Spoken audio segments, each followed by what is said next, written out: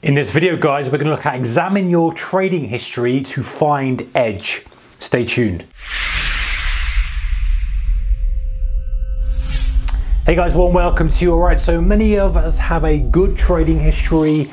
We are not minding that history to find out what we're really good at, what we're not so good at, and sometimes that is really such an easy thing to do, relatively easy compared to going out there and making money in the markets. Yes, it takes some time, but extracting that data can be the difference between really accelerating your learning curve or accelerating your equity curve, boosting, kind of spinning your wheels continually for months and months on end. So this video is sponsored by Core Spreads Australia. There's a link to them in the description below. Hit the link, tap the link, go and check them out, go and see what kind of spreads they've got. Super tight spreads on a variety of markets, your FX, major FX pairs, your indices, your shares, all the stuff that we like to trade. Go and have a look, go and see, go and check out the charting platform, open up a demo, open up a live account, have a look around and see if it's right for you. Link in the description below. But when we are trading, and we've been trading for a while, we have a beautiful treasure trove of information that many of us are leaving unearthed, untapped. So I'm going to look through some of the things that we're going to look at when we're digging into our trading to try to find these patterns. So the first thing is I'm going to look at some of the simple things that we can do just by downloading data from our blotter or looking at our statements, etc. So things like time of day, if we're intraday trading.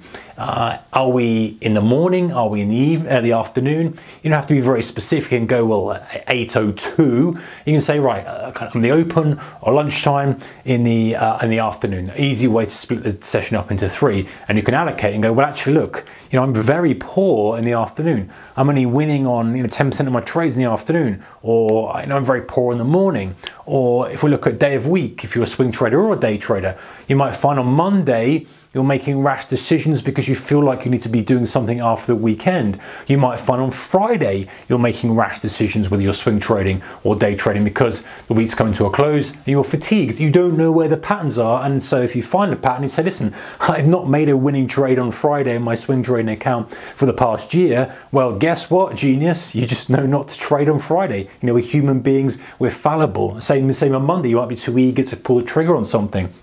And also month. Don't forget, guys, markets moving and all changing based on the participants. Many of the big players are kind of away over the summer, parts of winter and Christmas they're away, etc. So do you perform worse over the kind of summer periods where it's potentially quiet, or you're performing better then because it's quiet and there's good volatility into now and then? Or how is it working? Is there some kind of pattern there to look for? Very easy to look and very easy to mine for that data.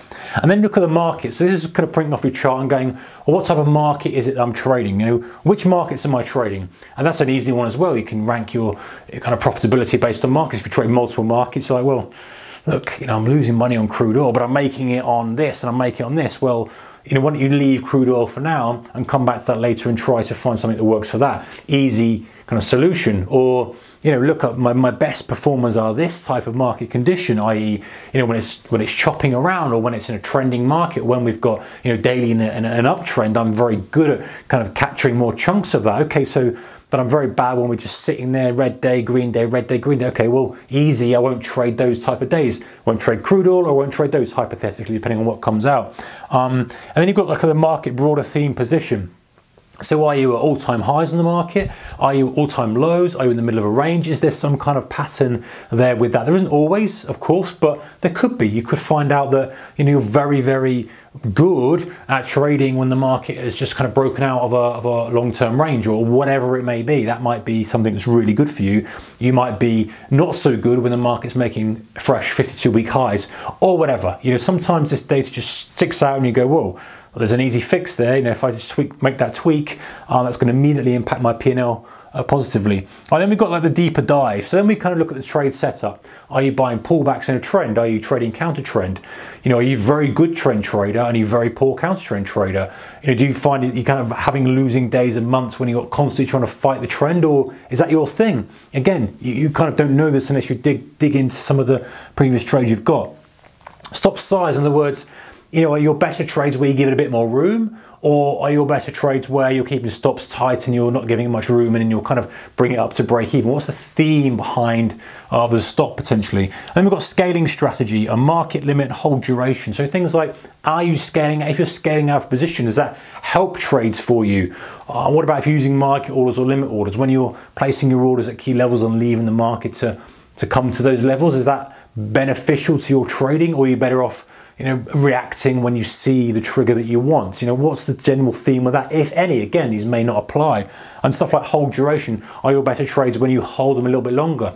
If that's the case, then maybe you're working on holding trades longer. Are you better off trading short, sharp, grabbing one move to another level, taking your money, looking for the next one? In which case, when trades start to last a little bit longer, you should be kind of going, well, you know what, I've been in this trade now for 3 or 4 days, or whatever the number is, or 3 or 4 hours. If you're intraday trading, this tends to be now my danger zone of when I'm wrong, because my general edge is finding that move and having it happen quickly, or whatever the case may be. And then you've got stuff that's a little bit even deeper, if you like, and that's emotion. So we have things like what's going on in your personal life. Do you have any conflict? Do you have things that you've got to do, things you've got to attend to, things that are worrying about? Again, this may seem that it's not affecting your trading, but I guarantee it is.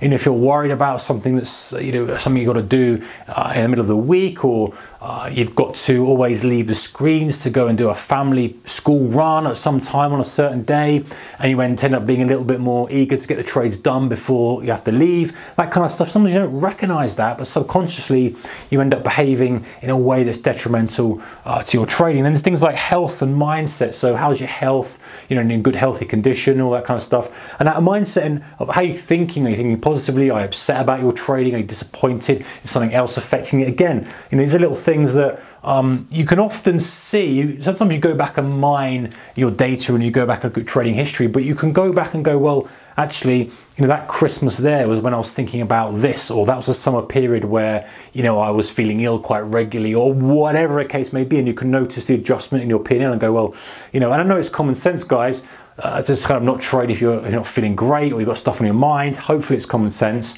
but very often we need the logical argument to go with this common sense argument. And very often we look at the P&L and go, if I hadn't trade that month when I was feeling a bit ropey, or I was this or that or the other, I'd be way better. My P&L will be massively better over the year. And so it reminds you, and you come along, you're like, oh, I don't feel so great, or I've got this on my mind, or that on my mind.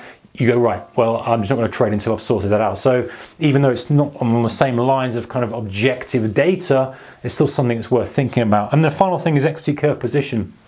This is super interesting, actually, because many traders, when they're at highs, they start to get a little bit confident, a little bit cocky, a little bit like, yeah, you know what, my account's at highs, I'm all good.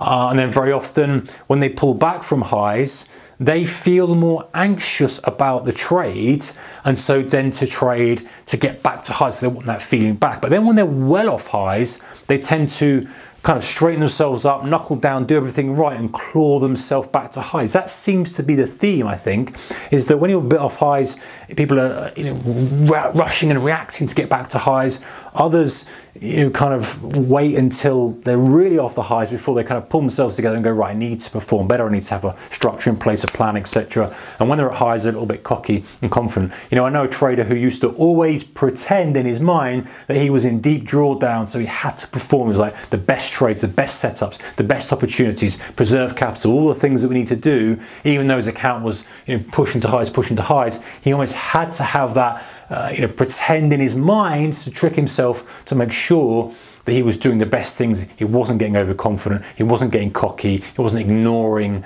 some of the things that he would do potentially if he was trading at highs and he was relaxed and he was a little bit less bothered about the outcome. So those are some things, guys, that you can do examining your trading history, and some of the other things you can do to kind of work out what your trading was like around those times.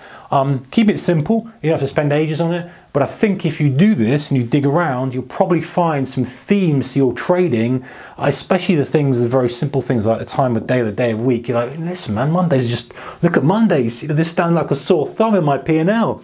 They're doing me damage. Well, there you go. Just don't trade Mondays. Worry about adjusting for that later, and just think of how the benefit you get from that.